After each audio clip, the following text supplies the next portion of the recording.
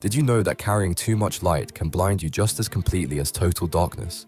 In a realm where no sun has ever risen, a lone guardian walks. Their small flame cuts through the black, just enough to see a few steps ahead, nothing more. Tonight they hear a child crying somewhere to the left, but ahead, a hidden pit waits to swallow an unsuspecting traveler. And somewhere behind, a rare flower blooms once every 100 years, unseen by any living eye. One flame, 3 needs, no perfect answer. For a long time, the Guardian agonized over every step. Every choice felt like a failure. Every shadow they left untouched felt like a wound. Then something shifted. They stopped asking what they could not light. They started asking only one question.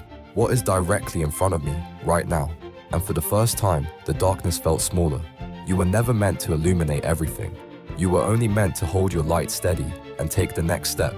Follow Silent Resolve for more anime life lessons.